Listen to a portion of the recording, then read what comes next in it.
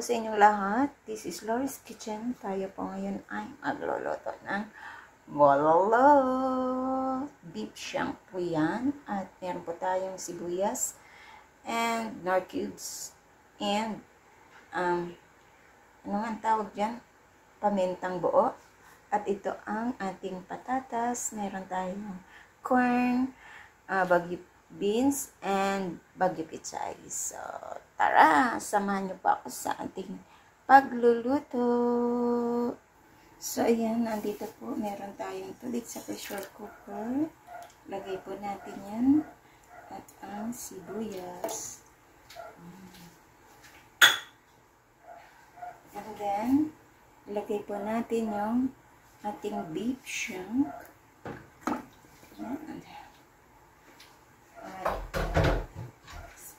Atin po siyang lutuin po natin siya for 30 minutes. 30 minutes yan.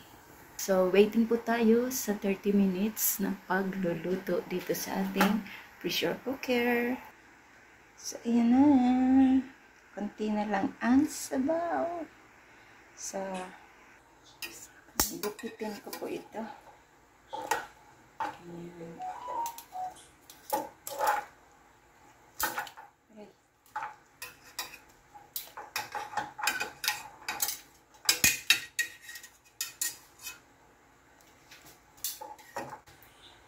Ayan.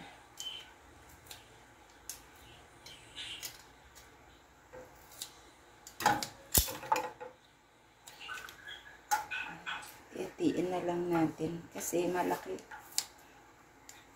Ayan. So, ayan. Dagdagan ko ulit ng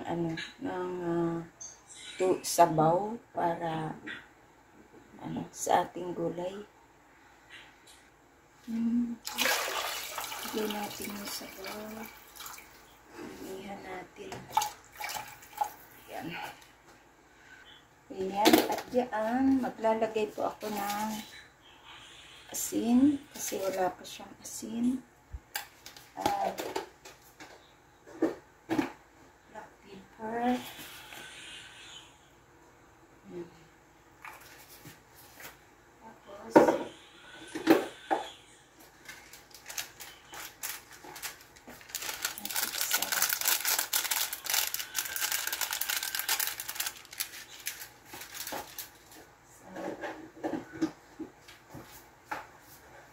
Lagay ko na po yung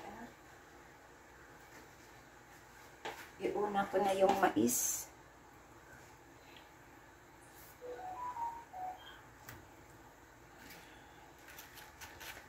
Para maluto. Mamaya na yung bagyo beans.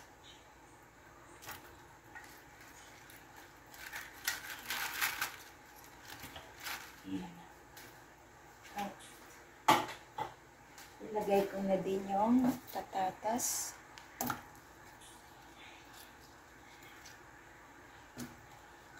Sa ganito ay kahit hindi na kayo magkain,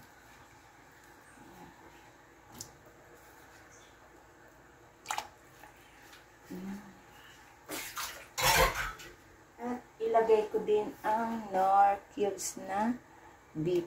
Ayan. So, takpan ko po.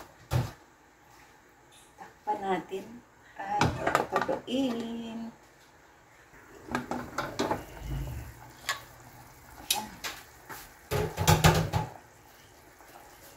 Natin.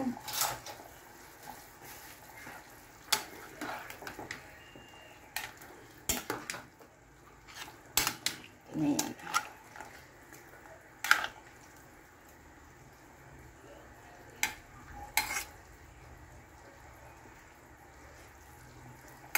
Wow, wow, wow. Lagay ko na yung ating bagyo beans and bagyo pichay. Ayan natin to. Sarap nito, lalo ngayong tag-ulan.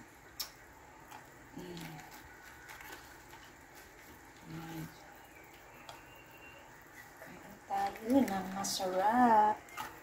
Ayan, ilagay ko na rin yan.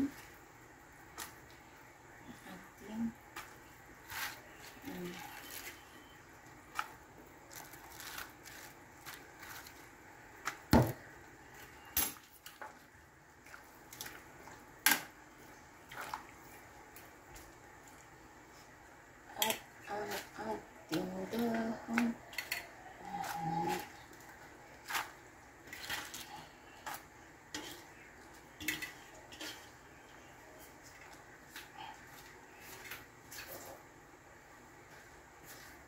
Diba?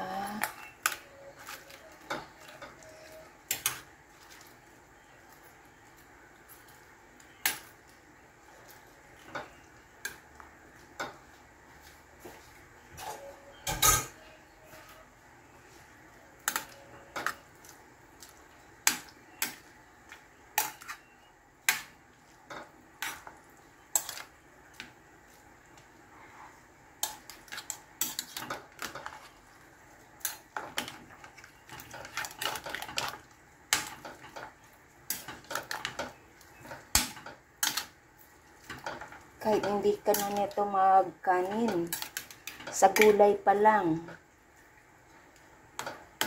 enough na, diba? Pag andito si Fred, hindi siya nagkakanin. Ano lang, mais, tsaka yung mga tsaka gulay, ayan. Ako naman dito, sa ganito, gusto ko ang gulay, sabaw, pero yung karne, pinapabaya ako sa kay Fred kasi mahilig siya sa karne. Ako, gulay talaga ako. Although, kailangan din natin ang karne, sasabaw ako, yan. Pero nakain din ako konti.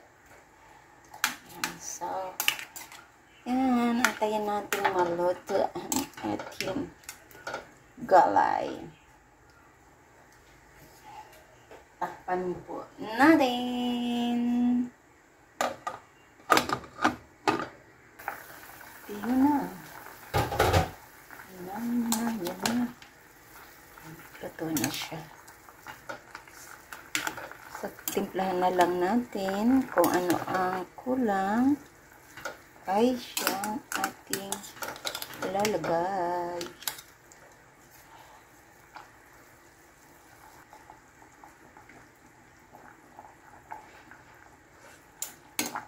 Ang sarap niya na.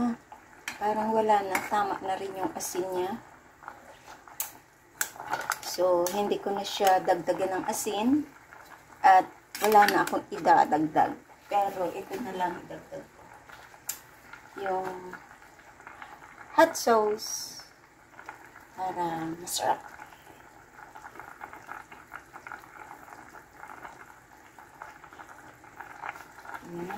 I-up ko na ang apoy.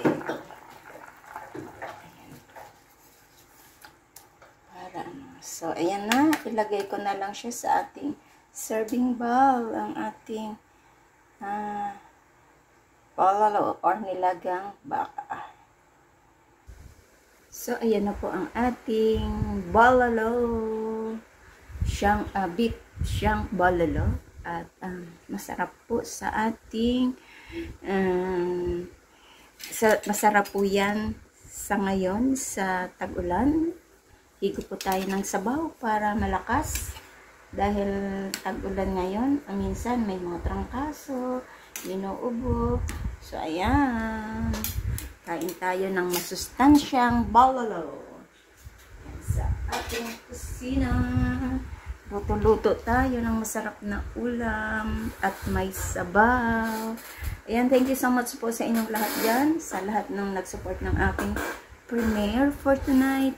This is Lori's Kitchen. Ay muling magpapasalamat sa inyo sa bunggang-banggang support niya sa akin. At sa hindi pa po nakaka-subscribe ng aking channel, please to subscribe at hit the bell button para lagi kayong updated sa parating kong mga lulutuin dito sa aking kusina. Tara, kain na po tayo. Tikman na natin itong masarap na sabaw ng aking beef siyang balalo. Thank you so much. Mega love shout out dyan sa chat box. Sa lahat ng nag-support. Thank you so much. Shout out sa inyong lahat dyan at kain na po tayo. Bye! This is Laurie's Kitchen. Thank you and God bless. Bye!